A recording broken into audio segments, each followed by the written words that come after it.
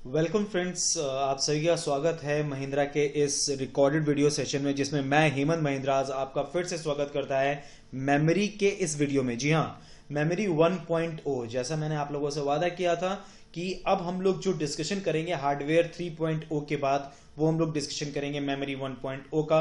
तो वो आप लोग के सामने आ चुका है। वर्जन वाइज हम लोग इसको भी डिस्कस करेंगे और इसके आगे भी 2 वर्जन हम लोग और डिस्कशन कंटिन्यू करेंगे। फ्रेंड्स, डिपेंड करता है कि अब मैं आपको एक चीज ये बता दूं। देखिए, मेमोरी सेक्शन में कई बार क्वेश्चंस कुछ इस लेवल के पूछे जाते हैं कि हमें क्वेश्चंस का आंसर पता होने के बावजूद हम गलत आंसर पे टिक कर देते हैं। ये मैं अभी आगे प्रूफ करूंगा आप लोग को और आगे चीजें और बताऊंगा भी। लेकिन मेमोरी का क्लासिफिकेशन से रिलेटेड, चाहे मेमोरी यूनिट की अगर बात की जाए, यानी कि मेमोरी इकाई की अगर बात की जाए, दोनों का ही रोल बहुत ही इंपॉर्टेंट है। अब आप लोग कहोगे दोनों का रोल किस हिसाब से इंपॉर्टेंट है, ये मैं खैर अभी आगे डिस्कस करता हूं। सबसे पहले हम लोग डिस्कशन करते हैं अबाउट द मेमोरी। जैसे मैंने आप लोग को पहले भी बताया है, बस वही चीज मैं आगे फिर से डिस्कशन करूंगा और फिर इसी पार्ट पे हम लोग आगे डिस्कशन आगे कंटिन्यू करते चले जाएंगे। सबसे पहले हार्डवेयर के वही 4 बेसिक कंपोनेंट्स जिसके बारे में मैं इनपुट डिवाइसेस के बारे में ऑलरेडी डिस्कस कर चुका हूं। प्रोसेसर के बारे में मैंने आप लोगों से बोला है कि मैं एक अलग से सेशन रखूंगा उसमें, जिसमें प्रोसेसर और कुछ हार्डवेयर और सॉफ्टवेयर डिवाइसेस के बारे में बात करूंगा। और इसके बाद आप लोग का आता है आउटपुट डिवाइस, जो मैं ऑलरेडी डिस्कस कर चुका हूं। यानी इनपुट डिवाइस हो गया बच्चा लोग, आउटपुट डिवाइस हो गया। अब जो सबसे इंपॉर्टेंट सेक्शन आपका आता है, दैट इज योर स्टोरेज, जिसे हम लोग मेमोरी भी कह सकते हैं। अब फ्रेंड्स, यहां पर देखो, मैं आगे कंटिन्यू करूं कि what is memory, how it will be work और कैसे ये सब चीजें वर्कआउट करती हैं, ये समझाने के लिए मैं थोड़ा सा चीजें और आपको क्लियर कर दूं। पहले मैं क्लियर कर दूं, फिर हम लोग आगे और डिस्कशन कंटिन्यू करते हैं। एक एक करके हम लोग पॉइंट वाइज डिस्कशन कंटिन्यू करेंगे। सबसे पहली चीज बच्चा लोग देखो, हार्डवेयर की अगर बात की जाए तो हार्डवेयर में आपका जो चौथा और सबसे इंपॉर्टेंट कंपोनेंट होता है, दैट इज कॉल्ड स्टोरेज। वो आपका क्या होता है? स्टोरेज। जी हाँ, बिल्कुल, वो आपका स्टोरेज होता है, दैट इज कॉल्ड मेमोरी, जिसको हम लोग मेमोरी भी कहते हैं। अब फ्रेंड्स, मैं एक एक करके डिस्कशन करूंगा। सबसे पहले हम लोग समझे कि मेमोरी होता क्या है। देखो, अब इसको समझाने के लिए मुझे वापस थोड़ा सा एक प्रोसेस आप लोग को अगर याद हो, वो मुझे समझाना पड़ेगा, याद दिलाना पड़ेगा, जो मैं ऑलरेडी हार्डवेयर में डिस्कस कर चुका हूं। सबसे पहला प्रोसेस क्या होता है कंप्यूटर में? इनपुट। किसके थ्रू? इनपुट डिवाइस के थ्रू। फिर इनपुट डिवाइस के थ्रू आप जैसे ही इनपुट कराते हैं, क्या होता है भाई? प्रोसेस होता है। वो किसके थ्रू होता है? वो होता है प्रोसेसर के थ्रू।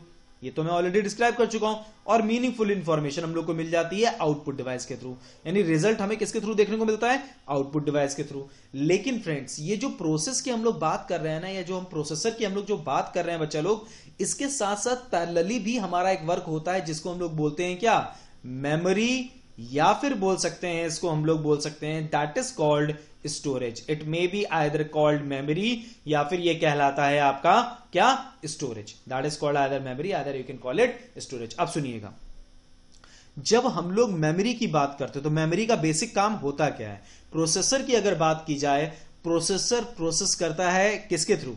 अगर हम लोग प्रोसेसर की बात करें तो प्रोसेसर क्या होता है? Intel core i3, core i5, core 2 Duo, dual core, quad core, octa core, ये सब एग्जांपल्स हैं प्रोसेसर्स के, जिसमें इंटेल का नाम सबसे ज्यादा आता है। इसके अलावा AMD भी एक कंपनी है। खैर, हम लोग प्रोसेसर पे जा रहे हैं, उस पे नहीं जाना है, मुद्दे की चीज पे आते हैं। तो प्रोसेसर प्रोसेस करता किसके थ्रू है? वो करता है डेटा के थ्रू। ठीक है, क्या? प्रोसेस। ठीक। और डेटा उसको कहां से मिलेगा? मेमोरी से मिलेगा। तो अब क्वेश्चन यहां पर यह पुटअप होता है कि यानी कि मेमोरी में सबसे पहले डेटा आपका स्टोर होता है। जी हां, बिल्कुल, मेमोरी में आपका सबसे पहले डेटा स्टोर होता है। अब डेटा किस तरह से स्टोर होता है, कैसे स्टोर होता है, इसका क्लासिफिकेशन क्या होता है मेमोरी का, ये हम लोग अब आगे डिस्कशन या डिस्कस कर सकते हैं। ठीक है, तो अब आगे बढ़ते हैं और बात करना शुरू करते हैं। सबसे पहले मेमोरी के बारे में, जैसा लिखा हुआ है कि memory is just like a human brain, but obvious सी बात है, ह्यूमन ब्रेन की तरह ही मेमोरी होती है। मेमोरी का मतलब ही आपका ब्रेन है। ठीक है, मेमोरी आप कहीं पर भी बात करो, that all are called what? Brain, brain of the computer. आप कहीं पे भी बात करो मेमोरी की, वो आपकी क्या कहलाती है? Brain of the computer. ठीक है, अच्छा भाई, अब मैं ब्रेन ऑफ द कंप्यूटर या ह्यूमन ब्रेन, मतलब इन शॉर्ट में ऐसी चीज जिसके थ्रू हम लोग स्टोर भी कर सकें, ठीक है, और प्रोसेसर उसको प्रोसेस करा सके। प्रोसेसर कैसे प्रोसेस कराएगा? डेटा के थ्रू। डेटा कहां होगा? मेमोरी में होगा। अब मेमोरी में किस तरह का डेटा होगा ये डिपेंडेंट है, वो नेचर पे डिपेंड करता है। अब मेमोरी का जो नेचर होता है बच्चा लोग, वो दो तरह का होता है, एक टेम्पररी होता है और एक परमानेंट। अभी हम लोग इस पे आते हैं वापस। तो भाई मेमोरी का बेसिक काम क्या हुआ? ये बेसिकली मेमोरी बिल्कुल होता है ह्यूमन ब्रेन की तरह, जो कि स्टोर करता है, ठीक है, सारी चीजों को, और प्रोसेसर इसी के थ्रू प्रोसेस करता है, मतलब इसके अंदर जो डेटा होता है उसी के थ्रू प्रोसेस करता है। अब फ्रेंड्स, मेमोरी आप कहीं की भी उठा लो, ठीक है, वो चाहे किसी डिवाइस की उठा लो, ह्यूमन ब्रेन की उठा लो, ह्यूमन बॉडी की उठा लो, मतलब कहीं से भी आप मेमोरी उठा लो, मेमोरी का केवल और केवल दो ही तरह का नेचर होता है, ठीक है। मेमोरी का कितने तरह का नेचर होगा? दो तरह का। एक आपका होता है टेम्परेरी मेमोरी और एक आपका होता है परमानेंट मेमोरी। ये बहुत इंपॉर्टेंट है, बहुत ध्यान से सुनना मेरी बात को। टेम्परेरी मतलब होता है अस्थाई, दैट इज कॉल्ड अस्थाई, ठीक है, और परमानेंट मतलब होता है स्थाई। जब हम लोग यही कंप्यूटर सेक्शन में बोलते हैं तो ये आपका कहलाता है अस्थाई, वोलेटाइल, और क्या कहते हैं, परमानेंट की अगर बात की जाए तो यह आपका कहलाता है नॉन वोलेटाइल, ठीक है फ्रेंड्स। तो भाई वोलेटाइल क्या होता है और नॉन वोलेटाइल क्या होता है, इसके बारे में बच्चा लोग हम लोग बात करते हैं। देखिए, वोलेटाइल मेमोरी की अगर बात की जाए तो वोलेटाइल मेमोरी आपकी वो मेमोरी होती है, कंप्यूटर सिस्टम पे वर्क करना स्टार्ट किया हम लोग, एक लंबे समय से कंप्यूटर सिस्टम पे काम कर रहे हैं, कंप्यूटर सिस्टम जैसे ही हमने स्विच ऑफ किया, जो कुछ पड़ा है इस मेमोरी के अंदर सब कुछ हट गया, मिट गया। इस तरह की मेमोरी हमारी कहलाती है क्या? Volatile memory, that is called volatile. यानी कि जब तक कंप्यूटर सिस्टम को पावर मिलता रहेगा तब तक तो ये प्रॉपर वे में वर्कआउट करेगा। जैसे ही कंप्यूटर सिस्टम में पावर मिलना बंद हो जाएगा, जो कुछ भी पड़ा है इस मेमोरी के अंदर सब कुछ इरेज हो जाएगा, हट जाएगा, मिट जाएगा। इस तरह की मेमोरी आपकी कहलाती है क्या? Volatile memory, that is called volatile memory. वो आपकी वोलेटाइल मेमोरी कहलाती है, जिसे हम लोग अस्थाई मेमोरी भी कहते हैं, that is also known as अस्थाई मेमोरी। अस्थाई का मतलब तो आप लोग समझ ही रहे हो, यानी कि कंप्यूटर सिस्टम में ये तभी तक वोलेटाइल मेमोरी वर्क करती है जब तक इसको पावर मिलती रहती है, मतलब पावर बैकअप रहती है। जैसे ही पावर मिलना बंद होगी, जो कुछ पड़ा है इस मेमोरी के अंदर वो सब कुछ इरेज हो जाएगा, हट जाएगा, मिट जाएगा। इस तरह की जो मेमोरी होती है वो आपकी कहलाती है क्या? Volatile memory, that is called volatile memory, ठीक है। और परमानेंट मेमोरी आपकी क्या होती है, जिसको हम लोग नॉन वोलेटाइल मेमोरी बोलते हैं। भाई एक बार हमने कोई भी चीज स्टोर कर दी तो वो तब तक स्टोर्ड रहती है जब तक उसे हम खुद हटाते या मिटाते नहीं हैं। जी हां, बिल्कुल, मतलब कहने का है इसमें कंप्यूटर सिस्टम स्विच ऑफ या ऑन करने पे कोई भी फर्क नहीं पड़ता है। That is called non volatile memory, जिसको हम लोग स्थायी मेमोरी भी कहते हैं। It is also known as स्थाई। स्थाई मतलब परमानेंट मेमोरी, अस्थाई मतलब टेम्पररी मेमोरी। मैं एक बार फिर से रिपीट कर दे रहा हूं, पावर स्विच ऑफ होने पे जो कुछ पड़ा है मेमोरी में इरेज हो जाता है, हट जाता है, मिट जाता है। इस तरह की मेमोरी हमारी वोलेटाइल मेमोरी कहलाती है। नॉन वोलेटाइल इसका जस्ट अपोजिट होता है। एक बार आपने कोई भी चीज स्टोर कर दी तो वह तब तक स्टोर रहती है जब तक आप इसे खुद हटाते या मिटाते नहीं हो। यह आपकी कहलाती है नॉन वोलेटाइल, यानी कि परमानेंट। और वोलेटाइल क्या होता है भाई? टेम्पररी स्टोरेज एरिया, यानी कि अस्थाई मेमोरी एरिया, ठीक है। तो फ्रेंड्स, टेम्पररी मेमोरी या वोलेटाइल मेमोरी की अगर हम बात करें तो इसका जो उदाहरण होता है, इसका जो एग्जाम्पल होता है वो आपका होता है रैम, ठीक है, वो आपका क्या होता है? रैम। और परमानेंट मेमोरी की अगर हम बात करें, इसका जो उदाहरण होता है, जो एग्जाम्पल होता है, दैट इज कॉल्ड रोम। वो आपका क्या कहलाता है? रोम। रैम का फुल फॉर्म होता है रैंडम एक्सेस मेमोरी और रोम का फुल फॉर्म होता है रीड ओनली मेमोरी। बिल्कुल भी घबराने की जरूरत नहीं है, मैं अभी आप लोग को आगे भी चीजों के बारे में बताऊंगा। मतलब रैम और रोम लिखा हुआ है यहां पर, मैंने लिख जरूर रखा है, इसका मतलब ये नहीं कि बस यही दो एग्जांपल्स होते हैं, एग्जांपल्स और भी होते हैं, वो मैं पार्टीशन के थ्रू आप लोग को एकदम क्लियर, क्रिस्टल क्लियर कर दूंगा। तो बिल्कुल भी परेशान मत हो, बिल्कुल भी हैरान मत हो, ये सब चीजें मैं क्लियर करूंगा। तो भाई बस अब इस पार्ट को थोड़ा सा और क्लियर करके पहले देख लो कि भाई वोलेटाइल मेमोरी क्या होती है। वही चीज यहां पर कुछ मतलब लिखा हुआ है कंटेंट के तौर पे, तो बस वही चीज लिखी है जो मैंने आपको अभी समझाई है। It is a computer storage that only maintain its data while the device is powered on. Powered on, ये वर्ड बहुत इंपॉर्टेंट है, ठीक है, मतलब जब तक पावर ऑन रहता है तभी तक डिवाइस में डेटा रहेगा आपका। और RAM use for primary storage in personal computers as a volatile memory, वही चीज जो मैंने आपको बताया कि भैया रैम इसका एक बहुत बड़ा उदाहरण है। Random access memory, non volatile memory, it is a type of computer memory that has the capability to hold saved data even if the power is turned off. Power को आप स्विच ऑफ करो, switch on करो, इससे कोई फर्क नहीं पड़ता non volatile memory पे। एक बार आपने कोई भी डेटा इसमें स्टोर कर दिया तो वो तब तक रहता है जब तक आप उसे खुद इरेज या हटाते नहीं हो। That is called non volatile memory. और इसका जो उदाहरण होता है, इसका जो एग्जाम्पल होता है, that is your ROM, read only memory. ये तो आपके सामने लिखा ही हुआ है फ्रेंड्स। तो अब आगे बढ़ते हैं हम लोग और आगे बात करना स्टार्ट करते हैं। तो फ्रेंड्स, जैसा हम लोग डिस्कशन कर रहे थे, इसी पे अब डिस्कशन आगे कंटिन्यू करते हैं। भाई वोलेटाइल मेमोरी मैंने आपको बताई रैम है, नॉन वोलेटाइल मैंने बताया रोम है। और अब हम लोग इसी पार्ट पे आगे बढ़ते हैं। जैसा मैंने आपको बताया मेमोरी का बेसिक वर्क क्या होता है, what is the basic work of the memory, और उसके बाद फिर मैंने आपको बताया कि बेसिकली नेचर क्या होता है मेमोरी का, ठीक है, that is your volatile and non volatile. और वोलेटाइल और नॉन वोलेटाइल क्या होता है ये मैंने आप लोग के सामने डिस्क्राइब किया। तो फ्रेंड्स, अब इस चैप्टर का सबसे इंपॉर्टेंट पार्ट मैं आपके सामने लेकर आ रहा हूं, और वो है आपका मेमोरी का classification, and that is the most important part.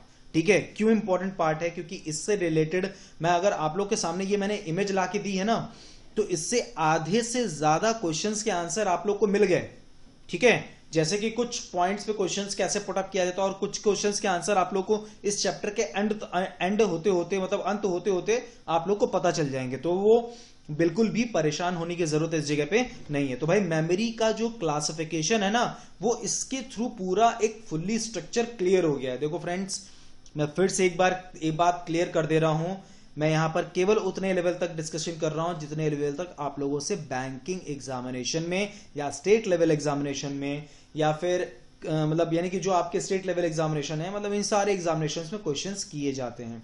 अन्यथा बहुत सी चीजें और भी हमारी आती हैं।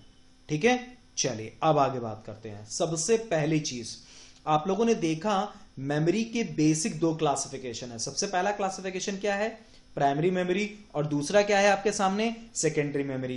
प्राइमरी मेमोरी के दो पार्ट आपके सामने आ रहे हैं, एक है आपका सीपीयू मेमोरी और एक है आपका मेन मेमोरी। सीपीयू मेमोरी के अंदर आपका आ रहा है CPU register and cache memory. Main memory के अंतर्गत आपका आ रहा है रैम एंड रोम, जहां रैम का दो पार्ट है, एक है S RAM and D RAM.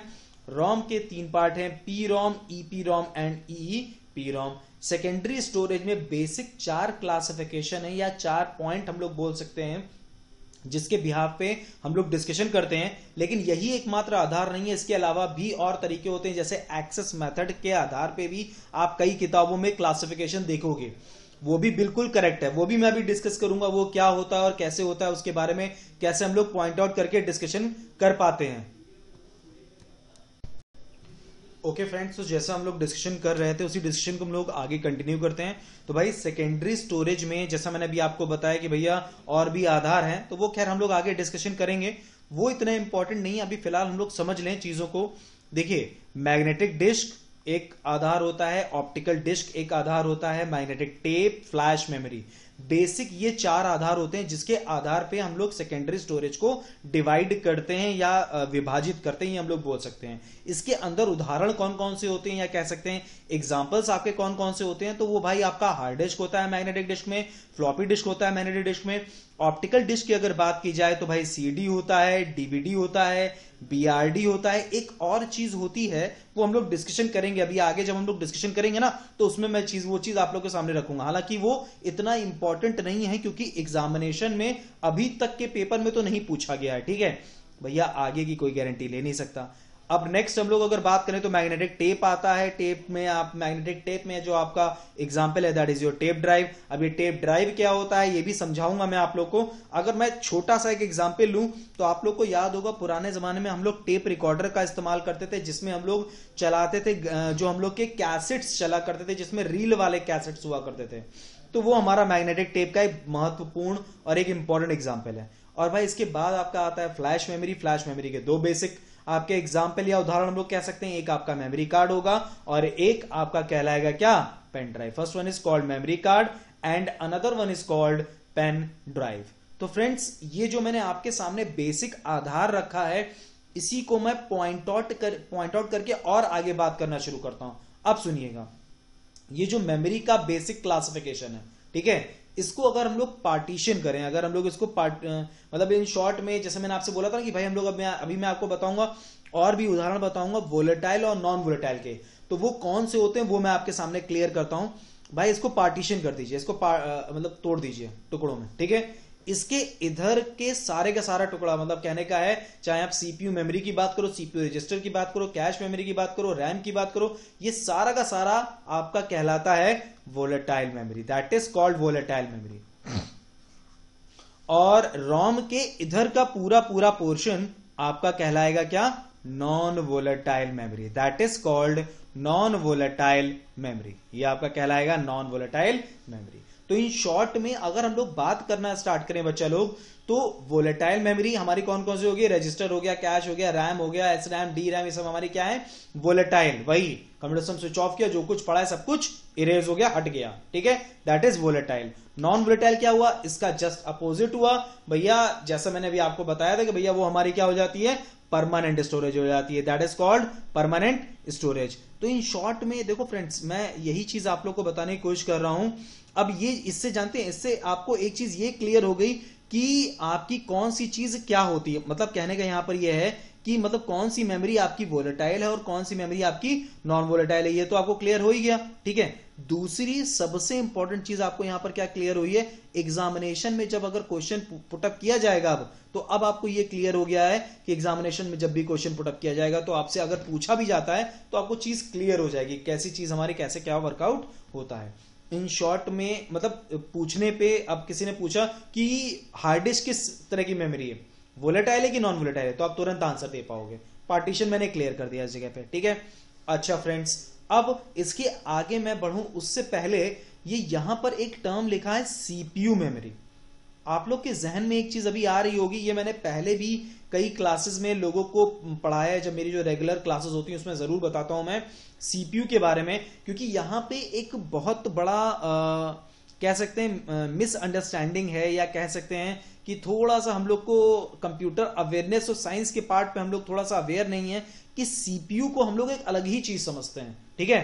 तो मैं उसको थोड़ा सा एक्सप्लेन करता हूं, एक सिंपल सा कॉन्सेप्ट मैं आपको समझाता हूं। एक ब्लॉक डायग्राम मैं यहां बना देता हूं और बहुत तेजी से इसको एक्सप्लेन करूंगा, क्योंकि अगर किसी ने मेरी कभी भी कोई क्लास की है, ठीक है, अगर मेरी कभी भी कंप्यूटर क्लास की है, तो ये पॉइंट मैं जरूर डिस्कस करता हूं, क्योंकि ये बहुत इंपॉर्टेंट पॉइंट है और लोग इसमें कंफ्यूज बहुत ज्यादा होते हैं। सबसे पहली चीज आपके सामने एक ब्लॉक डायग्राम है, आप लोग जानते हो, ठीक है। This is called monitor. अब मैं इसे डिस्क्राइब नहीं करूंगा, मॉनिटर क्या होता है, कैसा होता है, इस समय डिस्कस कर चुका हूं। ये आपका होता है कीबोर्ड, ठीक है, कीबोर्ड क्या होता है ये भी मैं डिस्कस कर चुका हूं, उसके बारे में तक हम लोग डिस्कशन कर चुके हैं। माउस क्या होता है ये भी मैं डिस्कशन कर चुका हूं, that is also we know that, ठीक है। और इसके बाद आपका आता है क्या, सीपीयू। ये नाम जो बार बार आता है ना सीपीयू, फ्रेंड्स पहले तो मैं एक बात को क्लियर कर दूं, असल में ये सीपीयू, ये बॉक्स सीपीयू नहीं है, this box is named as system unit, ठीक है। पहली बात तो ये समझ लो, ये बॉक्स आपका कहलाता है सिस्टम यूनिट, ठीक है। और सिस्टम यूनिट बॉक्स आपका कहलाता है, इस बॉक्स को जब आप लोग ओपन करते हो तो उसके सामने एक बोर्ड आता है, उसमें एक बोर्ड आता है, उसके जस्ट ऊपर एक इंटरनल फैन लगा होता है, ये सिंक फैन होता है, इसी के जस्ट नीचे एक छोटी सी चिप होती है, यही चिप आपकी कहलाती है क्या, सीपीयू कह सकते हैं, या फिर इसे और साधारण भाषा में बोल दें हम लोग तो हम लोग कह सकते हैं माइक्रो प्रोसेसर, या फिर it is also known as processor, that is called micro processor, या कह सकते हैं ऐसे हम लोग प्रोसेसर, या तो ये प्रोसेसर कहलाएगा या तो ये माइक्रो प्रोसेसर आपका कहलाता है, ठीक है। और वही प्रोसेसर और माइक्रो प्रोसेसर कुछ और नहीं है, Intel core i3, core i5, core i7, core 2 dual core, quad core, octa core, ये सब के सब जो हमारे होते हैं, ये सब के सब हमारे क्या कहलाते हैं, मतलब यही सब हमारे एग्जांपल्स हैं सीपीयूज के, these all are the examples of CPU. तो इन शॉर्ट में एक बहुत कॉमन सी चीज हम लोग से पूछी गई है, वही कॉमन चीज मैं आप लोग के सामने डिस्कशन कर रहा हूं। तो भाई मैंने ये बात क्यों बताई आप लोग को, ताकि आप लोग समझ सको कि भैया यहां पर सीपीयू हम इस कैबिनेट की बात नहीं कर रहे हैं, हम उस छोटे से चिप की बात कर रहे हैं, ठीक है। और अगर हम उसकी मेमोरी की बात करें तो उस सीपीयू मेमोरी की यहां पर बात हो रही है। दैट्स वाई मैंने आप लोग को ये एक्सप्लेन किया यहां पे, और कोई वजह नहीं है यहां पे एक्सप्लेन करने की। तो फ्रेंड्स जैसा मैंने अभी आपको बताया, तो उसके अंदर आपके बेसिकली दो पार्ट आएंगे, एक आपका होगा CPU register and another one is called cash memory, ठीक है। नेक्स्ट आपका क्या हो जाएगा, कैश मेमोरी। तो भैया आप ध्यान रखना कि यहां पर अगर हम सीपीयू मेमोरी की बात करें तो हम उस सीपीयू की बात नहीं कर रहे हैं जो कैबिनेट होता है, हम उस सीपीयू की बात कर रहे हैं जो कि चिप होता है, जिसे हम लोग प्रोसेसर या फिर माइक्रो प्रोसेसर कहते हैं, उसके अंदर की मेमोरी की बात हो रही है यहां पे, ठीक है। आप लोग को मालूम होगा, और नहीं भी मालूम है तो कोई दिक्कत नहीं है, जब मैं पढ़ाऊंगा प्रोसेसर के बारे में तो वो चीज भी मालूम हो जाएगी कि प्रोसेसर के बेसिक 3 पार्ट होते हैं, ALU, CU एंड MU। तो वहां पर जो MU होता है, जिसे हम लोग मेमोरी यूनिट बोलते हैं बच्चा लोग, वो यही 2 पार्ट होते हैं आपके, that is your CPU register and cache memory. तो बिल्कुल भी घबराने की जरूरत नहीं है, आगे हम लोग इसी पे डिस्कशन आगे कंटिन्यू करेंगे आगे, ठीक है। चलिए फ्रेंड्स अब डिस्कस आगे कंटिन्यू करते हैं। तो भाई ये हो गया आप लोग का सीपीयू मेमोरी, और ये क्या था, मेन मेमोरी, इसके रैम और रोम। अच्छा अब क्या नेक्स्ट क्वेश्चन आता है, इसमें एक बहुत इंपॉर्टेंट क्वेश्चन आता है जो कई बार पूछा भी गया है, ठीक है। सबसे पहला क्वेश्चन, सबसे तेज मेमोरी कौन सी होती है, ठीक है। इतना पूरा क्लासिफिकेशन भरमार लिखी हुई है, अब इसमें किसी ने क्वेश्चन कर दिया भैया ये बता दो सबसे तेज मेमोरी कौन सी होती है, तो मैं इसको क्लियर कर दूं, सबसे तेज मेमोरी तो भाई हमारी सीपीयू रजिस्टर ही होती है, that is your fastest memory, ठीक है भाई। ऑब्वियस सी बात है कि अगर हम फास्टेस्ट की यानी कि सबसे तेज की बात करेंगे तो हमें सबसे धीमी की भी बात करनी होगी। तो भाई सबसे धीमी मेमोरी कौन सी होती है, तो सबसे धीमी जो मेमोरी आपकी होती है that is your magnetic tape, that is your magnetic tape. तो भाई देखो अब बहुत इंपॉर्टेंट पॉइंट हमारे सामने निकल के आया। सबसे पहली चीज कि वोलेटाइल क्या है, नॉन वोलेटाइल मेमोरी कौन सी है इस क्लासिफिकेशन में, और अब इस क्लासिफिकेशन में सबसे तेज मेमोरी स्पीड के आधार पे और सबसे धीमी मेमोरी स्पीड के आधार पे हमारे सामने आ गई है, ठीक है। सबसे तेज होती है सीपीयू रजिस्टर और सबसे धीमी होती है मैग्नेटिक टेप। अच्छा बच्चों लोग एक चीज और है, आप लोग के जहन में एक चीज और आ रही होगी, बहुत लोगों के जहन में आ रही होगी, सोच रहे होंगे सर ये आप बार बार बोले स्लोएस्ट मेमोरी मैग्नेटिक टेप होती है और फास्टेस्ट सीपीयू रजिस्टर होती है, लेकिन फास्टेस्ट तो हम लोग अधिकतर सुनते हैं कि कैश मेमोरी होती है। तो अब बच्चा लोग उसका आंसर भी मैं आपको समझाता हूं कैसे।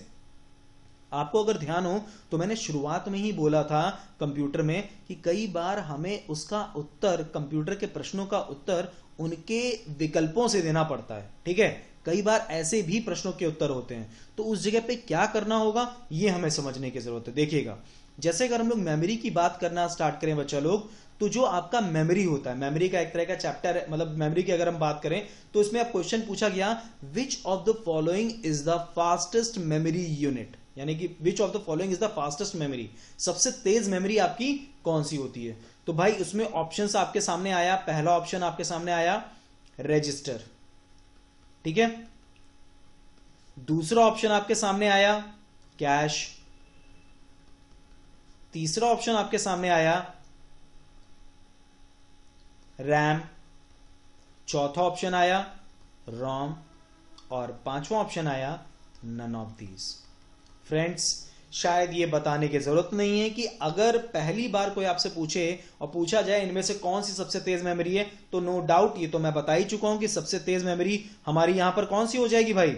अगर हम बात करें तो हमारी यहां पर आंसर क्या हो जाएगा, register is the correct answer. उस जगह पे तो register is the correct answer, लेकिन मान लीजिए रजिस्टर ऑप्शन में ही नहीं है, ठीक है, मान लीजिए रजिस्टर ऑप्शन में है ही नहीं, ठीक। तो अब आपसे पूछा गया which of the following is the fastest memory unit, तो यहां पर बच्चा लोग जो आंसर होगा वो answer no doubt cache memory is the correct answer, क्योंकि रजिस्टर के बाद जो सबसे तेज मेमोरी होती है that is your cache memory, ठीक है। और आप लोग क्यों कैश मेमोरी आप लोग के जहन में आ रहा होगा, आप लोग के दिमाग में आ रहा होगा, क्योंकि आप लोग 90% जो क्वेश्चन देखते हो ना उसमें ऑप्शन ही रजिस्टर नहीं देखते हो, उसमें ऑप्शन ही कैश मेमोरी देखते हो, इसीलिए सब जगह आप लोग आंसर क्या देखते हो, कैश मेमोरी। और हमारी आदत पड़ी हुई है कि भैया हम लोग कंप्यूटर को अगर पढ़ेंगे तो भैया वही एमसीक्यूज हम लोग लगा लेते हैं, उससे हमारे क्वेश्चंस का आंसर हमें मिल जाता है, हमें क्या जरूरत है कुछ और पढ़ने की। वो बात गलत नहीं है आपकी। टाइम बचाने के लिए it is very good, time बचाने के लिए बिल्कुल आप ये कर सकते हो, लेकिन भैया अगर नॉलेज लेनी है तो उसके बारे में फिर पढ़ना पड़ेगा, तभी नॉलेज मिलती है, ऐसे नॉलेज नहीं मिल पाएगी बच्चा लोग। ठीक है, चलिए खैर, तो ये मैंने आप लोग को बताया भैया सबसे तेज सबसे धीमी, कौन सी वोलेटाइल कौन सी नॉन वोलेटाइल, और हम लोग आगे और बात करेंगे इसके बारे में। लेकिन फ्रेंड्स, इस क्लासिफिकेशन को मैं यहीं पर विराम देता हूं, यहीं पर रोकता हूं, और मैं एक अलग अलग चीज के बारे में आप लोगों से बात करने जा रहा हूं। और वो जो अलग आप लोग का टॉपिक कह सकते हैं हम लोग का है, वो टॉपिक, क्योंकि मैंने मेमोरी को पहले क्यों शुरू किया, मेमोरी की क्लासिफिकेशन क्यों पहले बताया, क्योंकि जब तक आप समझोगे ही नहीं कि मेमोरी क्या चीज होती है, तब तक आप मेमोरी यूनिट के बारे में कैसे समझोगे, जो हम लोग अब नेक्स्ट टॉपिक डिस्कस करने जा रहे हैं। जी हाँ बिल्कुल, मेमोरी यूनिट के बारे में अब हम लोग डिस्कशन करने जा रहे हैं। तो फ्रेंड्स, अब नेक्स्ट जो हम लोग डिस्कस करेंगे that is your memory unit. Friends देखिए, मेमोरी यूनिट के बारे में मैं बताऊं तो भाई, बट ऑब्वियस ही बात है, अगर आप लोग मान लीजिए तो वेट या तौल के भाव में अगर आपको कोई भी चीज नापनी है तो उसकी इकाई क्या होती है, सभी लोग जानते हैं भाई, किलोग्राम या फिर ग्राम। दूरी अगर नापनी है तो डिस्टेंस के लिए हमारी इकाई क्या होती है, सभी लोग जानते हैं, that is your metre, kilometre. ठीक है, इसी तरह से बच्चा लोग, अगर हम लोग मेमोरी की बात करें, मेमोरी की क्लासिफिकेशन की बात करें बच्चा लोग, तो मेमोरी का जो क्लासिफिकेशन होता है उसकी जो इकाई होती है, ठीक है, मेमोरी के क्लास, भाई मेमोरी को, जैसे आपका पेन ड्राइव हो गया, मेमोरी कार्ड हो गया, हार्ड डिस्क हो गया, एसएसडी हो गया, ये सारी की सारी चीजें भी तो किसी ना किसी इकाई में ही नापी जाएंगी। इसकी कैपेसिटी जो होगी, इसकी जो क्षमता होगी अपने अंदर स्टोर करने की, वो भी तो किसी ना किसी इकाई में नापी जाएगी। तो वो कौन सी इकाई होगी, तो वो आपकी कौन कौन सी इकाइयां होती हैं वो मैं आप लोग के सामने रख रहा हूं, और उसकी पूरी पूरी एक लिस्ट है, वही हमारी कहलाती है मेमोरी यूनिट। सॉरी फ्रेंड्स, वो आपकी कहलाती है क्या, memory units, that is called memory unit. जैसे कि नाम आप लोग जानते हो, जैसे बहुत लोगों के जबान पे नाम आने लगा होगा, दैट इज बिट, ठीक है, बाइट, केबी, एमबी, जीबी, टीबी, और इससे रिलेटेड कई क्वेरीज बनती हैं। ठीक है, और मैं आपको बताऊं तो मेमोरी के क्लासिफिकेशन से ज्यादा ये इंपॉर्टेंट है, क्योंकि इससे रिलेटेड क्वेश्चंस तो आते ही आते हैं, 110% आते ही आते हैं। ठीक है, तो हमें यह समझने की जरूरत है कि ये जो पार्ट है ये बहुत ही ज्यादा इंपॉर्टेंट पार्ट है, दैट्स वाई। ठीक है, तो फ्रेंड्स हम लोग इसका डिस्कशन करेंगे, अभी हम लोग इसके बारे में डिस्कशन और आगे कंटिन्यू करते हैं। तो फ्रेंड्स, जैसा मैंने अभी आप लोग को बताया कि भैया मेमोरी का जो अब हम लोग पार्ट डिस्कस करने जा रहे हैं वो अब आपका है मेमोरी का यूनिट। ठीक है, और मेमोरी यूनिट क्या होता है वो मैंने आपके सामने रखा कि भैया मेमोरी की कैपेसिटी को नापने के लिए हम लोग जिस तरह की इकाई का इस्तेमाल करते हैं that is called memory unit, वो हमारी कहलाती है क्या, मेमोरी यूनिट। वही पॉइंट आपका सबसे पहला पॉइंट लिखा हुआ है, memory unit is used to measure the capacity of memory. Memory की कैपेसिटी को नापने के लिए, भापने के लिए हम लोग एक तरह की इकाई का इस्तेमाल करते हैं, that is called memory unit. बहुत कॉमन सी चीज है। ठीक है, अच्छा फ्रेंड्स, अब इसके बाद सेकंड पॉइंट जो लिखा हुआ है, अगर आप लोग गौर करें तो क्या लिखा है, smallest memory unit is bit. Smallest memory unit is bit. Bit का जो फुल फॉर्म है बच्चा लोग, वो आपका कहला रहा है क्या, binary digits, that is called binary digits, bit. यानी कि बिट हमारी सबसे छोटी मेमोरी इकाई होती है। अभी इसके बारे में भी मैं डिस्कशन करता हूं, अभी इस पे भी हम लोग आते हैं, इस पे भी हम लोग डिस्कस करेंगे। अच्छा फ्रेंड्स, ये जो 0 और 1 लिखा है ना, इसको मैं थोड़ा सा एक्सप्लेन करता हूं, अभी सुनना। कंप्यूटर की अगर बात की जाए बच्चा लोग, तो कंप्यूटर बेसिक 3 चीजों पे वर्क करता है, बहुत ध्यान से सुनना मेरी बात। कंप्यूटर बेसिक 3 चीजों पे वर्क करता है, इसके अलावा और कुछ जानता ही नहीं। वो बेसिक 3 चीजें क्या होती हैं, सबसे पहली लैंग्वेज, बट ऑब्वियस सी बात है भाई, लैंग्वेज पे वर्क करेगा ही करेगा कंप्यूटर। ठीक है, उसके अलावा नंबर सिस्टम,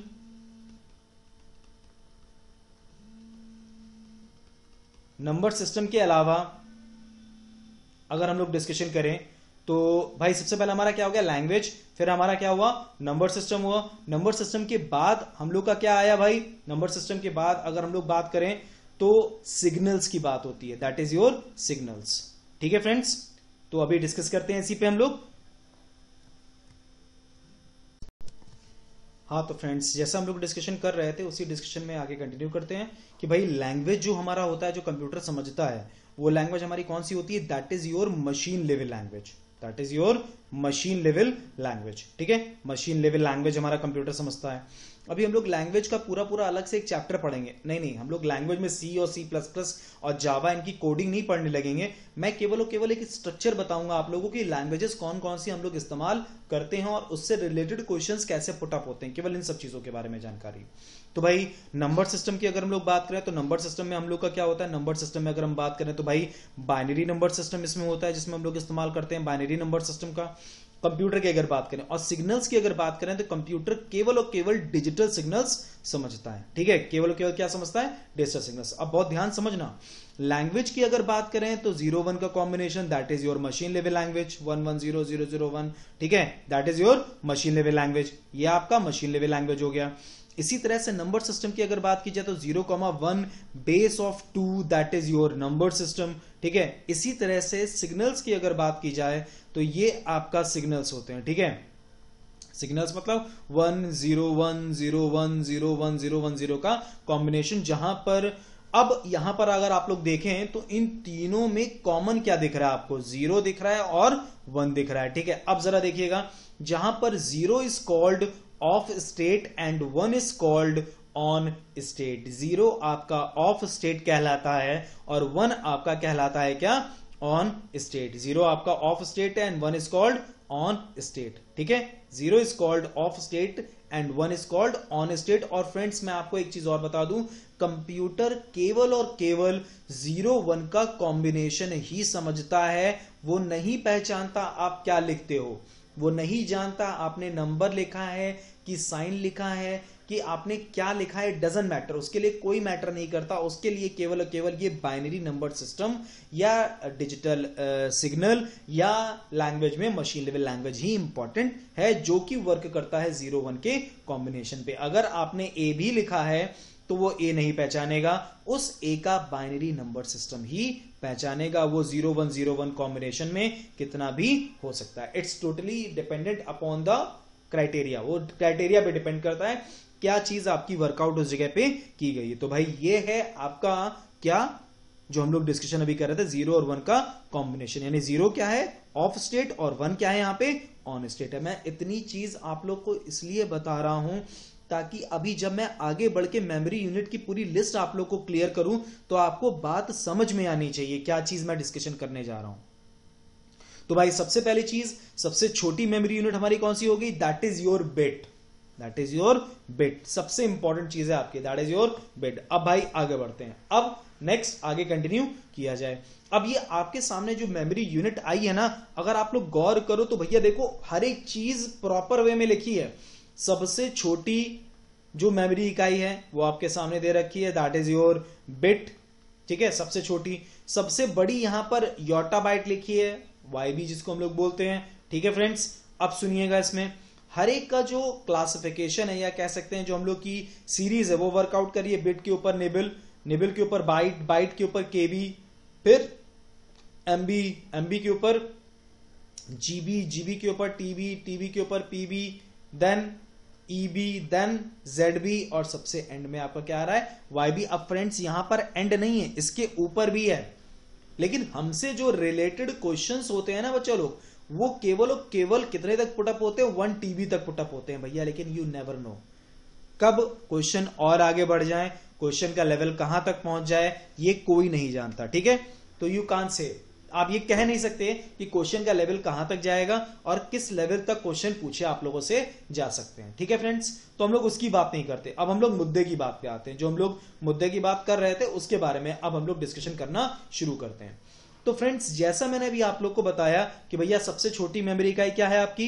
1 बिट है। 1 बिट के ऊपर क्या है? फिर निबल है। निबल के ऊपर क्या है? बाइट है। फिर KB, फिर MB, फिर GB, TB, PB, EB, ZB और YB। ठीक, अब फ्रेंड्स सुनिएगा, सबसे छोटी मेमोरी इकाई यहां पर क्या लिखी हुई है? 0 और 1। अब देखिएगा, जो मैं आप लोगों से पहले से बोलता आ रहा हूं कि क्वेश्चन के ऑप्शंस कुछ इस तरह से दे रखे होते हैं कि आप कंफ्यूज हो जाते हो। तो उसमें से एक क्वेश्चन मैं आपके सामने रखता हूं, सुनना। जैसे अगर मैंने यहां पे लिखा, ध्यान सुनिएगा, लिखा मैंने कि 1 बिट बराबर कितने के होता है? Question mark. ठीक है। अब आप कहोगे भाई एक बिट बराबर तो मालूम है 0 और 1 के बराबर होता है। करेक्ट। मैं ऑप्शन दे रहा हूं, सुनना। ऑप्शन मैंने दिया आप लोगों को, सबसे पहला ऑप्शन दिया 0,0, सेकेंड ऑप्शन दिया 1,0, थर्ड ऑप्शन दिया 0,1, फोर्थ ऑप्शन दिया 1,1 और फिफ्थ ऑप्शन दिया 0। अब फ्रेंड्स मैं आपको रियल में बताऊं तो मैं 5 सेकंड का टाइम दे रहा हूं, ठीक है, और आप लोग इस क्वेश्चन को अपने मन में बना लीजिए, फिर मैं आंसर बताऊंगा। देखते हैं कितने लोग का सही होता है।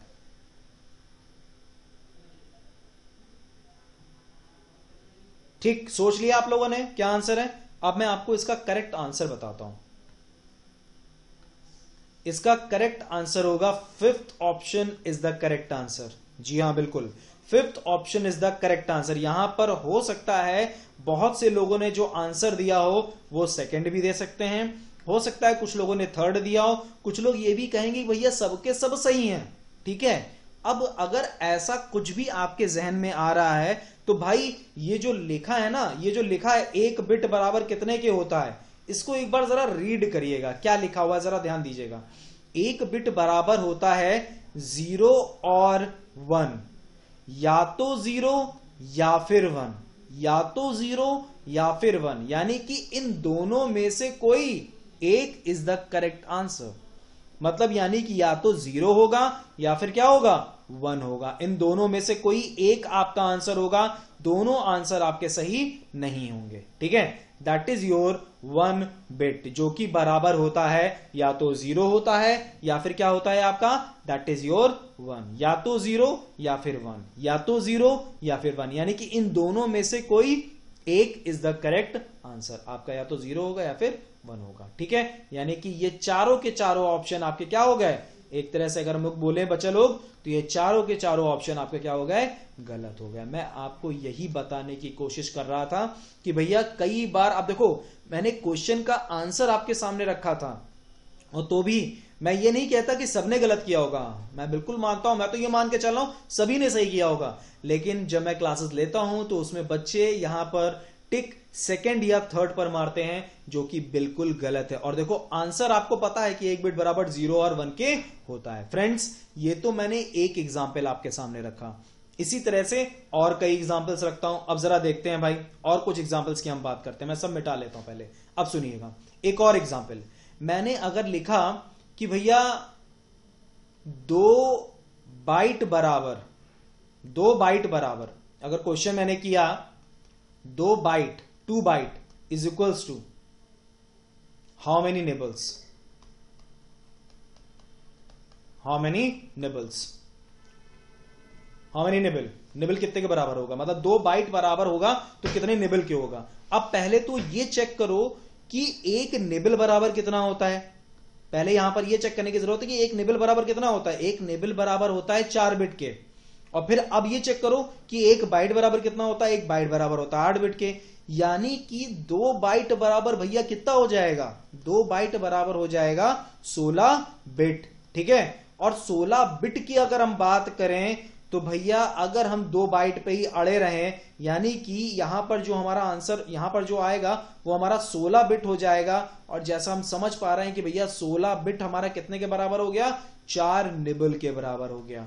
तो इन शॉर्ट में अगर हम देखें, क्योंकि 4 चौको 16 होता है भाई, ऑब्वियस सी बात है कि भाई यहां पर अगर हम बात करें एक निबल की, तो एक निबल 4 बिट के बराबर है और एक बाइट बराबर 8 बिट है। तो यहां पर अगर हम बात करेंगे तो 16 बिट हो जाएगा। तो 4 चौको कितना होता है, 16 होता है। तो भैया यहां पर 16 बिट बराबर कितने निबल हुए, 4 निबल हुए, ठीक है। इसी तरह से 2 बाइट बराबर आपका कितना हो जाएगा, 4 निबल के बराबर हो जाएगा। फ्रेंड्स मैं आप लोग को केवल और केवल ये समझाने की कोशिश कर रहा हूं कि क्वेश्चन कितने घुमा के पूछे जाते हैं।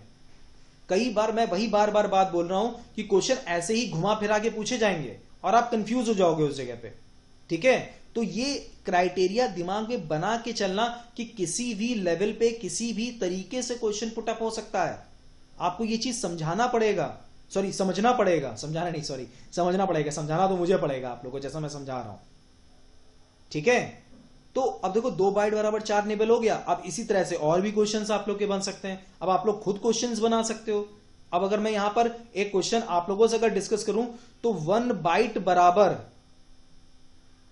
अगर हम लोग 1 बाइट की बात करें, 1 बाइट की अगर हम लोग बात करें, या मैं अगर यहां पर एक और बात करता हूं, अगर मैं बात करूं, हाँ 1 मिनट, अब एक क्वेश्चन बना, सुनना। एक क्वेश्चन आया कि हाफ बाइट बराबर कितने के होगा? Half byte equals to how many? Half byte बराबर इक्वल्स टू हाउ मेनी? यहां पर मैं 5 सेकेंड फिर दे रहा हूं। अब आप लोग के जहन में एक चीज ये आ रही होगी कि सर ने पिछली बार ऑप्शन दिया, अब की बार ऑप्शन क्यों नहीं दिया? क्योंकि भैया ये बहुत आसान क्वेश्चन है। क्यों भैया? 1 बाइट बराबर कितने बिट होता है? यहां पे सामने लिखा हुआ 1 बाइट बराबर 8 बिट है, तो मैंने हाफ कर दिया उसको, तो 8/2 कर दो। यार भैया ये तो बहुत ही साधारण सी गणित है। हाफ बाइट किया तो कितना हो गया? 4 बिट हो गया। और 4 बिट बराबर कितना होता है भैया? हाफ बाइट का मतलब क्या है? अगर आप हाफ बाइट को बोलो तो 4 बिट भी तो बोल सकते हो। 4 बिट बोल दिया तो 4 बिट कितने के बराबर हो गया भाई? 1 निबल के बराबर हो गया। तो भाई 1 निबल बराबर कितना हो गया आपका? 4 बिट के बराबर हो गया। तो हाफ बाइट बराबर क्वेश्चन मार्क अगर लगा हुआ है तो आप बोल सकते हो 4 bit is equals to 1 nibble. यानी कि आप इनडायरेक्ट वे में ये भी बोल सकते हो कि हाफ बाइट बराबर होता है 1 निबल के। आप ये भी कह सकते हो 1 निबल के बराबर होता है। ठीक है, तो फ्रेंड्स जैसा मैंने भी आपके सामने डिस्कशन किया, ये पॉइंट्स आपके डिस्कस किए जाते हैं। ठीक है, हाफ बाइट आपका बराबर होता है 1 निबल के। It is equivalence to 1 nibble. Half byte equals to question mark, 4 bit equals to 1 nibble. Half byte जो आपका बराबर होता है वो 1 निबल के बराबर होता है। क्यों हाफ बाइट 1 निबल के बराबर होता है? क्योंकि हाफ बाइट की अगर बात की जाए तो भैया वो कितना हो गया? 4 बिट हो गया। और 4 बिट कितने के बराबर होता है? 1 निबल के बराबर होता है। ऐसे ही कई क्वेश्चंस पुट अप होते हैं। ठीक है फ्रेंड्स, तो अगर आप लोग देखें तो मेमोरी यूनिट काफी हद तक आप लोग के दिमाग में, आप लोग के जहन में आ गई होगी, और हम लोग इस पर डिस्कशन और भी आगे करते रहेंगे। टेंशन मत लीजिए, ऐसे कई क्वेरीज, ऐसे कई क्वेश्चंस हम लोग के सामने आते रहेंगे, तो बिल्कुल भी घबराने की जरूरत नहीं है। इसमें तो हम लोग डिस्कशन ऐसे ही करते रह सकते हैं, कोई इशू नहीं है उसमें। ठीक है, तो फ्रेंड्स जैसा मैं आप लोगों से डिस्कशन कर रहा था, अभी उसी डिस्कशन को और आगे कंटिन्यू करता हूं। एक क्वेश्चन और कर लेते हैं हम लोग लास्ट टाइम, उसके बाद फिर हम लोग आगे बढ़ेंगे। एक इंपॉर्टेंट पॉइंट और है, वो डिस्कस करने के बाद फिर हम लोग आगे बढ़ेंगे भाई। तो वो जरा एक क्वेश्चन और डिस्कस कर लेते हैं, देखते हैं। क्वेश्चन है 2 GB बराबर कितने MB के होता है? बहुत आसान है भाई। 2 GB बराबर कितने MB के होता है? फिर 5 सेकेंड दिया मैंने।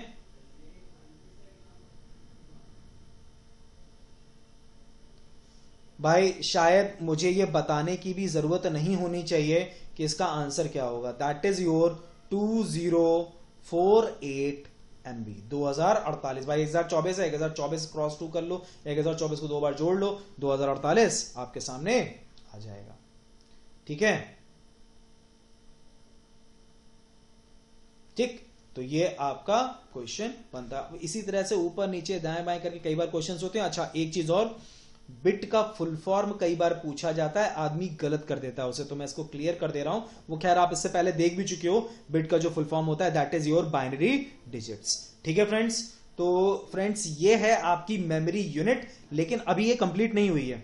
अभी इसमें एक बहुत इंपॉर्टेंट पॉइंट है, वो पॉइंट भी मैं आप लोगों के साथ डिस्कस कर लूं, फिर आगे और बढ़ता हूं मैं उसके बारे में, और डिस्कशन आगे कंटिन्यू करता हूं। और ये पॉइंट कई बार पुटअप किया गया है, डायरेक्ट वे में पुटअप किया गया है, एज इट इज पूछ लिया जाता है कई बार। ठीक है, तो वो क्या पूछा जाता है जरा देख लेते हैं भाई।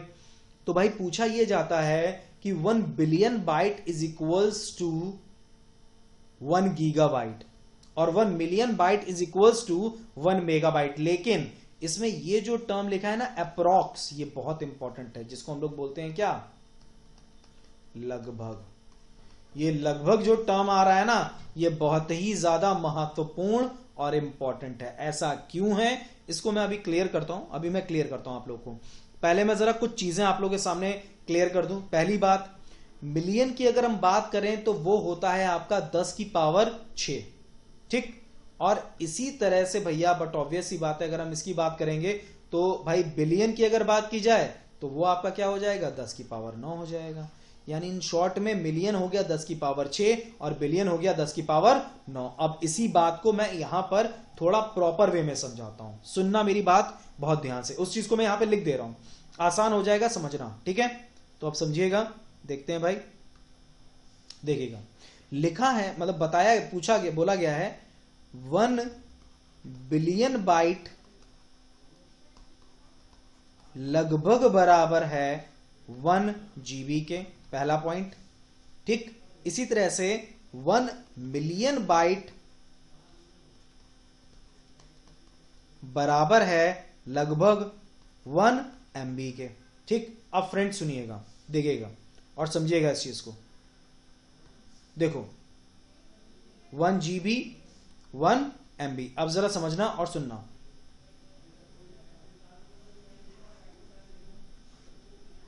अब सुनिएगा, देखिए 1 बिलियन बाइट की अगर बात की जाए तो जैसा मैंने अभी आपको पहले भी बताया था कि भैया 1 बिलियन बाइट हमारा क्या होता है, एक कॉमन सेंस की बात है इस पे। 1 बिलियन बाइट की अगर बात की जाए तो 10 की पावर 9, ये मैंने अभी क्लियर किया है। और 1 मिलियन कितना होता है, 10 की पावर 6, ठीक। और ये दोनों की दोनों बात जो हो रही है, लगभग की बात हो रही है, अप्रॉक्स की बात हो रही है। तो अब सुनिएगा और समझिएगा और फिर आगे हम लोग इंप्लीमेंट करेंगे इसको, समझिएगा। लिखा क्या है, 1 मिलियन बाइट, पहले हम लोग इसको समझेंगे। 1 मिलियन बाइट यानी बाइट की कैलकुलेशन शुरू हो रही है, तो भैया बाइट से कैलकुलेशन शुरू करते हैं, ठीक है।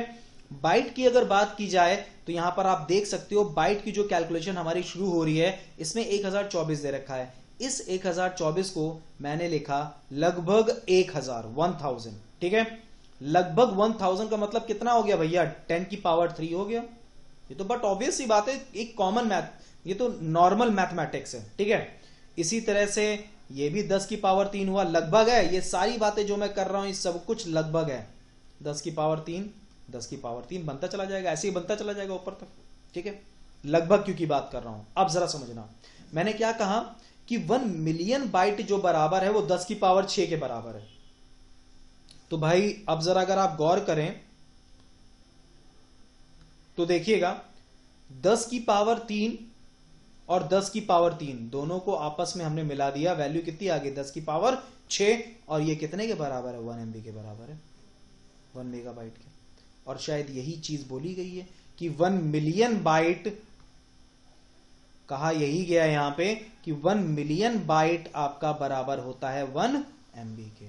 वही चीज आ गई यहां पे, देखिए 1 एमबी बराबर हो गया 1 मिलियन बाइट, क्योंकि 10 की पावर 3, 10 की पावर 3, 10 की पावर 3 वैल्यू कितनी आ गई, 10 की पावर 6। और ये बाइट से कैलकुलेशन शुरू हो रही है, दैट्स वाई आपके कितने के बराबर हो गया, 1 एमबी के बराबर हो गया। 1 million byte is equals to approximate, लेकिन ये सारी वैल्यूज अप्रोक्स हैं, लगभग है, इक्वल नहीं कह सकते, लगभग इक्वल है, ठीक है, अप्रोक्सीमेटली इक्वलेंट है, ठीक है।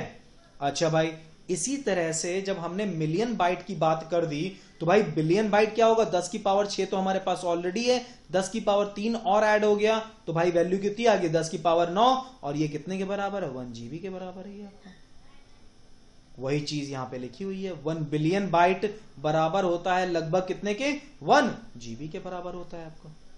That is called what, 1 GB. 1 GB बराबर होता है आपका कितने के, 1024 एमबी के बराबर होता है, वो तो ठीक है, लेकिन 1 बिलियन बाइट बराबर लगभग कितने के होता है, 1 जीबी के होता है। और 1 बिलियन होता कितना है, वो होता है 10 की पावर 9, लगभग 10 की पावर 9 कैसे हुआ, वो मैंने आपके सामने प्रूफ ही किया। बाइट से कैलकुलेशन शुरू करेंगे, 10 की पावर 3, 10 की पावर 3, 10 की पावर 3, 10 की पावर 9 हो जाएगा। तो फ्रेंड्स बात समझ में आ रही है, that is called what, that is called billion byte, and in the lower section it is called million byte. एक हो गया मिलियन बाइट और एक हो गया बिलियन बाइट, ठीक है फ्रेंड्स।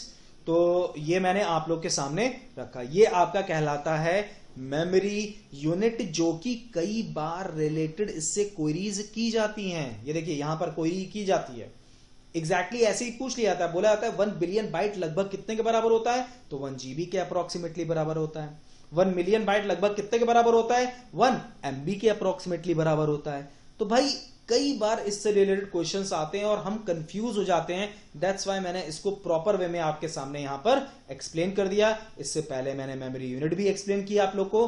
तो भाई ये चीजें आपकी प्रॉपर वे में एक्सप्लेनेशन के साथ आती हैं। और मैं एक चीज और बताऊं आपको, मैं रियल में बता रहा हूं, इस जो मेमोरी यूनिट है, जो मेमोरी इकाई है, इससे रिलेटेड क्वेश्चंस 100% पूछा ही पूछा जाता है अगर क्लर्क लेवल का पेपर है तो, और कंप्यूटर उसमें प्रॉपर वे में आ रहा है सेक्शन वाइज तो।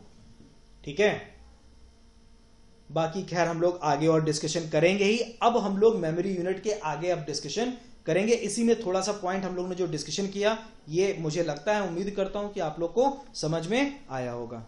तो फ्रेंड्स अब आगे बढ़ते हैं। तो फ्रेंड्स ये हम लोग डिस्कस कर चुके हैं, तो जैसे मैंने अभी बोला कि अब हम लोग आगे बढ़ते हैं। तो भाई आगे बढ़ते हैं, ये तो हम लोग डिस्कस कर ही चुके हैं। तो अब जो हमारा पार्ट आने वाला है, वो पार्ट अब हमारा आने वाला है भाई, जैसा आप लोग जानते हो कि मेमोरी 1.0 अब खत्म होने पे है, मतलब, और अब इसके बारे में जो अब हम लोग डिस्कशन, मतलब इसमें जैसा मैंने आपको वादा किया हुआ है कि हर सेक्शन में, मतलब हर स्लाइड में या हर वीडियो में आपको एक MCQ का सेक्शन जरूर मिलेगा, और वो 5-5 क्वेश्चन से ही मैं आगे बढ़ा रहा हूं। तो भाई 5 क्वेश्चन फिर आपके सामने आते हैं और उसके बारे में अब हम लोग डिस्कशन करेंगे। तो भाई MCQ फिर से आ रहा है आपके सामने, मल्टीपल चॉइस क्वेश्चंस, और ये मेमोरी से रिलेटेड आपका MCQ है, मेमोरी 1.0 से रिलेटेड आपका MCQ है। तो फ्रेंड्स अब आगे कंटिन्यू करते हैं और बात करना शुरू करते हैं। तो भाई सबसे पहला क्वेश्चन है, ये है आपके सामने, Which of the following is the largest memory unit? निम्नलिखित में से कौन सी सबसे बड़ी मेमोरी यूनिट है? फ्रेंड्स ये मैं ऑलरेडी बता चुका हूं भैया। देखो, अगर मैं इसको थोड़ा सा एक्सप्लेन करना चाहूं तो मैं बोल सकता हूं बिट होता है, उसके ऊपर निबल होता है, फिर उसके ऊपर क्या आती है आपकी बाइट आती है, बाइट के ऊपर क्या होता है केबी होता है, केबी के ऊपर क्या होता है एमबी, एमबी के ऊपर जीबी, जीबी के ऊपर टीबी, टीबी के ऊपर पीबी, पीबी के ऊपर ईबी, ईबी के ऊपर जेडबी, जेडबी के ऊपर आपका आता है वाईबी। तो भाई अगर हम लोग अब देखना स्टार्ट करें तो इनमें से विच ऑफ द फॉलोइंग, निम्नलिखित में से कौन सी सबसे बड़ी मेमोरी यूनिट होगी? तो भाई यहां पर अगर हम लोग देखें तो यहां पर जो आंसर हमारा लग रहा है वो आंसर हमारा होगा पीबी। अगर आप गौर करें तो ये देखिए PB, PB is the correct answer, यानी कि petabyte is the correct answer, क्योंकि टीबी नीचे है, एमबी भी नीचे है। अगर आप देखना स्टार्ट करें, देखिए टीबी ये है आपका, एमबी ये है आपका, फिर केबी लिखा हुआ, केबी ये है आपका, और जीबी आपका ये है। तो इन शॉर्ट में सारे के सारे नीचे सबसे टॉप पे अगर जो है वो आपका क्या है PB, that is your petabyte. चलिए फ्रेंड्स नेक्स्ट आगे कंटिन्यू करते हैं भाई। ओके फ्रेंड्स, आपके सामने अब क्वेश्चन आता है भाई, रैम का फुल फॉर्म पूछा गया है। भाई ये तो बहुत ही आसान है, मुझे नहीं लगता शायद इसमें कोई भी फंसेगा। ये बहुत बहुत आसान, मतलब इन शॉर्ट में मुझे तो लगता है इजी से भी इजी लेवल के क्वेश्चंस हैं जो इसमें हैं, जो हम लोग डिस्कशन कर रहे हैं। ठीक है, क्योंकि स्टार्टिंग अभी जस्ट पढ़ाने का किया है, इसलिए दैट्स व्हाई इतने इजी क्वेश्चन है। खैर, रैम का फुल फॉर्म होता है भाई random access memory, random access memory. इसमें अगर किसी को कंप्यूटर की नॉलेज नहीं भी है तो भी लोग नॉर्मली इसके बारे में जानते ही हैं। दैट इज योर रैम, क्योंकि भैया मोबाइल फोन में हम लोग यूज करते हैं, अपने लैपटॉप में यूज करते हैं, और आज के टाइम पे आप किसी भी फील्ड के बंदे हो, फिर वो चाहे अकाउंट्स के हो, इकोनॉमिक्स के हो, मतलब इन शॉर्ट में किसी भी फील्ड के बंदे हो, आपको कंप्यूटर तो चाहिए ही चाहिए, और कंप्यूटर चाहिए तो रैम भैया अच्छा होना ही चाहिए। इसके बारे में आप लोग को मैं अभी आगे बताऊंगा भी क्यों रैम होना जरूरी है, ज्यादा कैपेसिटी वाला रैम होना क्यों जरूरी है। खैर, तो फ्रेंड्स रैम का फुल फॉर्म क्या हो गया? That is your random access memory. चलिए फ्रेंड्स नेक्स्ट आगे कंटिन्यू करते भाई। ओके, ये क्वेश्चन थोड़ा सा अलग है, pick the odd one out. अब यहां पर देखो, यहां पर आपको कुछ इस तरह की चीजें पिक करनी पड़ती हैं जिसमें सबसे ज्यादा क्लियर चीज आपको दिखाई दे रही हो उसमें। जैसे कि अगर हम बात करें तो इसमें प्राइमरी सेकेंडरी का भी दायरा हो सकता है, ये भी हो सकता है कि कौन सी इंटरनल मेमोरी कौन सी एक्सटर्नल मेमोरी, ये भी पॉसिबिलिटी हो सकती है इसके अंदर। ठीक है, अगर फ्रेंड्स अगर हम इंटरनल एक्सटर्नल के हिसाब से भी देखें और प्राइमरी और सेकेंडरी के हिसाब से भी देखें तो भी हमारा एक ही आंसर बन रहा है, and that is pen drive.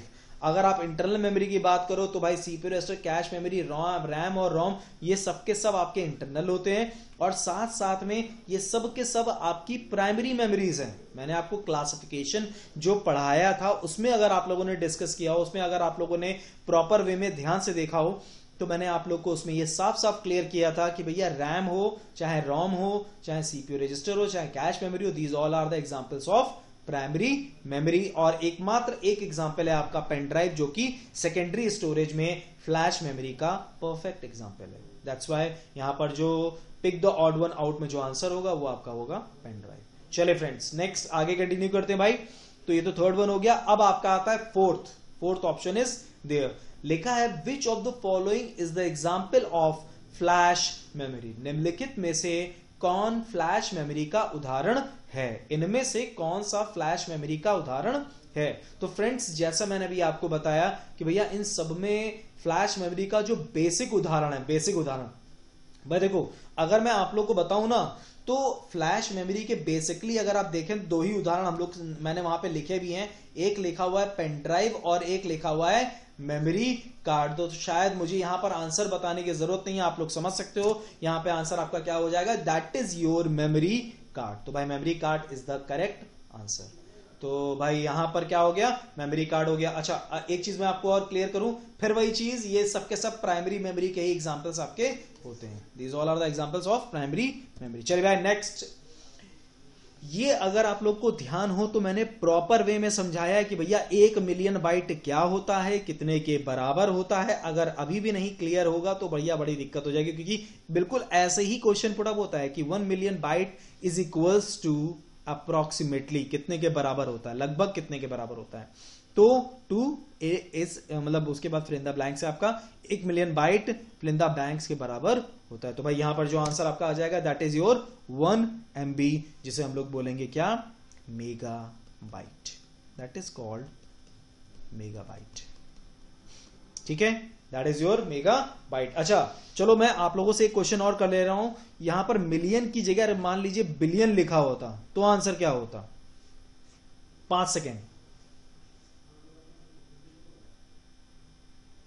Exactly वहां पर जो आपका आंसर होता भाई, अगर बिलियन की कोई बात करें, 1 billion byte is equals to how many, कितना होगा? तो वहां पर आपका आंसर क्या हो जाएगा? 1 GB is the correct answer. लेकिन यहां पर जो आपका आंसर होगा वो आपका होगा 1 million byte is equals to 1 MB के बराबर होगा। तो भाई ये सब कुछ जो बात हो रही है ना, ये सब के सब में एक चीज जुड़ी हुई है भैया, वो ध्यान रखना, अप्रोक्सीमेटली। ठीक है, लगभग, ये लगभग है जो भी कुछ है बराबर। ठीक है, ये हमेशा ध्यान रखना। तो फ्रेंड्स, ये आपका 5th क्वेश्चन है और इसी के साथ हम लोग आज अपने मेमोरी 1.0 को कंप्लीट करते हैं, समाप्त करते हैं यहीं पे। और बहुत जल्द अब हम लोग मेमोरी 2.0 भी लेकर आएंगे, वो आपका नेक्स्ट सेशन में, नेक्स्ट वीडियो में आप लोग को मिलेगा। और उसमें हम लोगों ने जो मेमोरी का क्लासिफिकेशन शुरू किया था, खत्म नहीं किया था, वहां पे हम लोगों ने शुरू किया था, उसी शुरू किए मेमोरी के क्लासिफिकेशन को हम लोग आगे कंटिन्यू करेंगे।